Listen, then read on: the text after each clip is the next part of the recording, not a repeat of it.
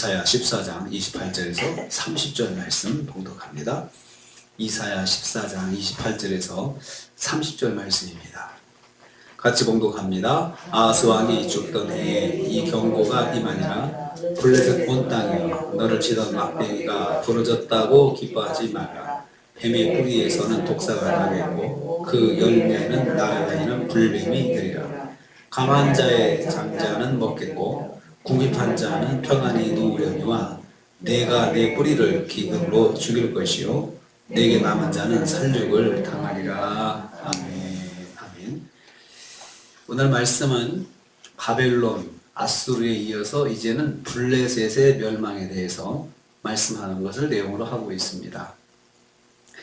지금 이 말씀이 계속해서 유다를 비롯해서 유다로 시작해가지고 바벨론, 아수르 그리고 주변에 있는 그 나라들이 다 심판을 받을 것이라는 것을 지금 계속해서 말씀하고 있는 가운데 이제 블레셋까지 도착을 했습니다.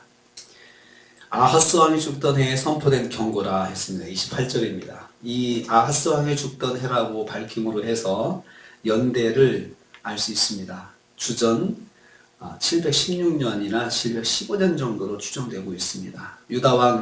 유다의 12대 왕인 아하스 왕이 그때 죽었다고 역사가들은 이야기하고 있습니다. 블레셋은 원래 가나안의 7족속 가운데 한 족속입니다. 그 블레셋은 다윗 왕 이전에는 유다 산지 각지를 점령하고 있었습니다. 그래서 유다를 굉장히 괴롭게 했던 민족이죠. 그리고 블레셋은 강력한 철기 무기를 가지고 있어가지고 이스라엘을 아주 위협하는 그런 존재였습니다. 그렇지만 이 블레셋이라고 하는 말이 지금 현재 팔레스틴이 블레셋이라는 영어명입니다. 그렇게 지명 이름만 남았지 거기 원주민들은 한 사람도 남아있지 않습니다. 근데 지금 이 멸망에 대한 블레셋의 심판에 대한 말씀이 그들에게 적용되고 있는 그런 상황입니다. 그들은 다윗에게 격퇴를 당하였지만 요람과 아하스 왕 때는 이스라엘에게 큰 피해를 주었습니다. 이러한 블레셋이 이제는 멸망당할 것이라는 예언이 아하스 왕이 죽던 해에 선포되었습니다. 이 말씀이 선포되고 111년 후인 주전 604년에 바벨론의 느부갓네살 왕에게 완전히 멸망당합니다. 블레셋이. 그러니까 111년 전에 이 말씀이 주어졌을 때 시간은 충분하죠.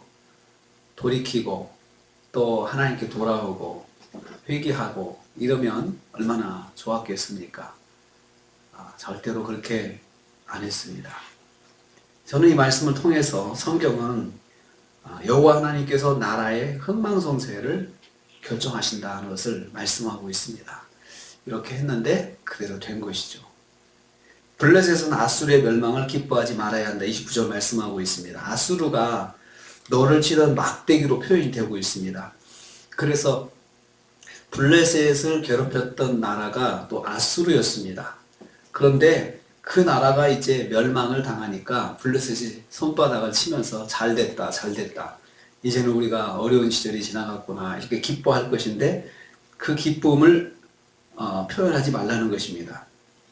구체적으로는 주전 722년에 사망한 아수르의 살만에셀을 지시합니다. 이 너를 치던 막대기는 구체적으로는 아수르의 살만에셀 그 왕을 말합니다. 블레셋을 괴롭게 하던 살만에셀이 죽은 것으로 기뻐하지 말라는 말씀입니다. 왜냐하면 그의 죽음으로 끝이 아니기 때문입니다. 블레셋은 그렇게 생각했을 것입니다. 이제 끝이구나 했는데 새로운 고통이 시작될 것이다 라고 했습니다. 새로운 고통이라는 표현을 거기 표현하기 이렇게 했습니다. 뱀의 뿌리에서 독사가 나겠고 그의 열매는 날아다니는 불뱀이다. 그러니까 독사가 난다고 했고 불뱀이 나온다고 했습니다. 새로운 고통이 함께 올 것을 예고하는 말씀입니다. 블레셋은 경고의 말씀을 귀담아 들어야 했습니다. 그러니까 아수르의 살만에셀 왕이 죽었다고 해서 끝이 아니고 다시 이제 독사가 나오고 불뱀이 나와서 또 너를 물 것인데 그러니까 어쩌라는 겁니까? 빨리 돌아오라는 거죠. 너희도 회개하라. 너희도 회개하라. 하나님께 돌아오라. 이방 민족에게도 하나님께서 그렇게 경고를 통해서 시간과 기회를 주시는 것은 그들에게도 하나님께 나올 수 있는 기회를 주시는 것입니다. 강력한 아수르 왕이 죽은 것은 끝이 아니기 때문입니다. 오히려 하나님의 경고의 말씀을 듣고 하나님 앞으로 나오는 결단을 해야 한다는 것입니다. 우리는 이걸 통해서 깨닫습니다. 고통이 사라졌을 때 그것으로 안도의 숨을 쉬지 말고 새로운 각오로 하나님을 만나야 된다는 것입니다. 지금이 기회구나. 하나님께 나가야겠다. 이렇게 생각을 해야 된다는 것입니다. 세 번째로 블레셋의 남은 자들까지 멸망을 당할 것이다 라고 30절 말씀합니다.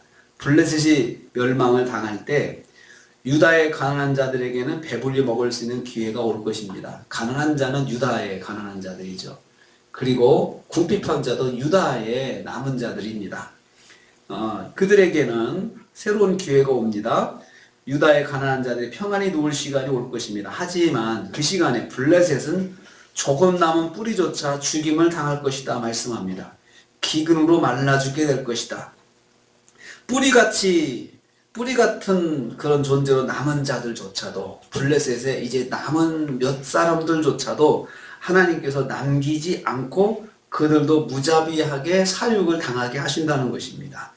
그래서 블레셋이란 민족이 남김없이 사라지게 될 것이다 말씀합니다. 뿌리도 남지 않고 사라지는 심판을 블레셋이 받게 될 것이다 이렇게 말씀을 했습니다. 그래서 지금 팔레스틴에 가면은 블레셋 민족은 없습니다. 없고 아람 민족들이 거기에 살고 있죠. 하나님께서는 블레셋 족속을 남김없이 역사 속에 사라지게 심판하셨습니다. 그래서 이 말씀이 그대로 이루어졌고, 그리고 우리 이 말씀을 읽으면서 그 땅이 지금 가자 지역이 블레셋의 본거지거든요. 지금 그 가자가 거기에서 끝없이 심판이 그 전쟁이 일어나고 거기에 있는 사람들이 그냥 평안히 살지를 못하고 있습니다. 하나님께서 역사를 통해서 민족을 심판하십니다. 그래서 인간의 생사화복, 한 국가의 생사화복, 이것을 결정하시는 분은 하나님이십니다. 그래서 이 말씀을 들을 때 블레셋 가운데 영의 눈이 열려있고 영의 귀가 뚫려있는 그런 심령이 있었다면 정말 민족을 변화시키고 하는 그러한 운동을 하지 않았겠습니까? 그런데 그 나라 가운데 이 말씀을 듣고 깨닫는 자가 한 사람도 없었고, 그렇게 한 사람도 없었던 이유는 자기들의 힘이 그래도 강대했기 때문에 그 땅 가운데서는, 그 지역에서는 강대한 민족이었기 때문에 자기들의 힘을 믿고, 우리가 성경 보면 다윗이 굉장히 블레셋 가서 그 정말 어려울 때 블레셋에 도망가 가지고 도움을 받고, 또 거기서 그냥 참 자기가 정신 나간 사람처럼 행동도 하면서 블레셋에 의지했던 그런 나라가 바로 블레셋입니다. 근데 그 블레셋이 아수르 못지않게 교만하여서 그래서 하나님께 심판을 받게 되는 것입니다. 하나님께서 심판하시겠다 그러면 심판하시는 것입니다. 어떠한 상황이든지 간에 우리 같은 나라가 어떻게 심판을 당하겠어, 그렇게 자고하는 것은 자유지만 하나님의 심판은 아주 그 말씀대로 정확하게 적용이 되었습니다. 그렇게 111년 후에 블레셋은 역사 속에 사라지는 민족이 되고 말았습니다.